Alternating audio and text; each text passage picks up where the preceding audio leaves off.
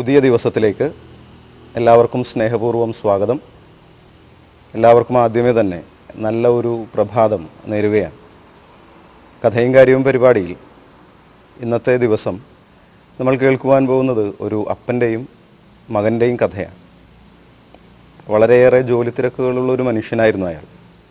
എല്ലാ ദിവസവും തൻ്റെ മകൻ ഉറക്കം ഉണരുന്നതിന് മുൻപ് ജോലിക്ക് പോകും.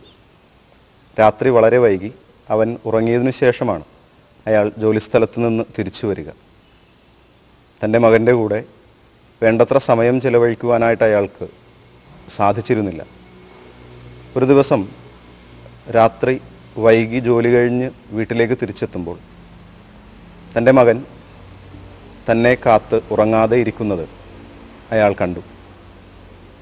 അയാളെ കണ്ടയുടൻ മകൻ അയാളോട് ചോദിച്ചു, പപ്പയ്ക്ക് 1 മണിക്കൂർ ജോലി ചെയ്താൽ എത്ര രൂപ ശമ്പളം കിട്ടും?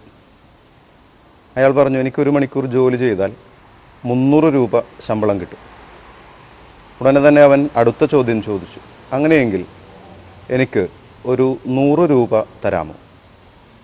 അയാൾക്ക് ദേഷ്യമായി. ജോലി കഴിഞ്ഞ് ക്ഷീണിച്ചു വന്ന തന്നോട് മകൻ പൈസ ചോദിച്ചപ്പോൾ അയാൾക്കത് ഇഷ്ടമായില്ല. അയാളവനെ ശകാരിച്ചു. ഇതിനു വേണ്ടിയാണോ നീ ഇത്രയും നേരം ഉറങ്ങാതെ കാത്തിരുന്നത്? പോയി കിടന്നുറങ്ങാൻ പറഞ്ഞ് അവനെ ഉറങ്ങുവാനായിട്ട് അയാൾ പറഞ്ഞയച്ചു. അവൻ പോയി കഴിഞ്ഞപ്പോഴാണ് അയാൾക്ക് സങ്കടമായത്. കാരണം ഒരുപാട് നാളുകൾക്ക് ശേഷമാണ് അവൻ തന്നോട് സംസാരിക്കുന്നത്. അവൻ്റെ കിടപ്പുമുറിയിലേക്ക് അയാൾ ചെന്നപ്പോൾ ഉറങ്ങാതെ കിടക്കുന്ന കുട്ടിയെ കണ്ടു. അയാൾ ഉടനെ തന്നെ തൻ്റെ പോക്കറ്റിൽ നിന്ന് 100 രൂപയെടുത്ത് അവൻ്റെ കയ്യിൽ കൊടുത്തു. അവൻ സന്തോഷത്തോടെ അത് വാങ്ങിയിട്ട് അവൻ്റെ തലയിണയുടെ അടിയിൽ സൂക്ഷിച്ചിരുന്ന 2 100-ൻ്റെ നോട്ടുകൾ കൂടി കൂട്ടിച്ചേർത്തുകൊണ്ട് 300 രൂപ അയാളുടെ കയ്യിൽ കൊടുത്തു. എന്നിട്ട് പറഞ്ഞു, ഇത് പപ്പയുടെ 1 മണിക്കൂറത്തെ ശമ്പളമാണ്. എനിക്ക് വേണ്ടി എന്നോടുകൂടെ 1 മണിക്കൂർ സമയം പപ്പയ്ക്ക് ചിലവഴിക്കുവാൻ പറ്റുമോ? പ്രിയപ്പെട്ടവരെ, ഇന്നത്തെ കഥയുടെ സന്ദേശം മാതാപിതാക്കന്മാരോടാണ്. നിങ്ങളുടെ മക്കൾക്ക് കൊടുക്കുവാൻ സാധിക്കുന്ന ഏറ്റവും വലിയ സമ്മാനമെന്ന് പറയുന്നത് സമയമാണ്.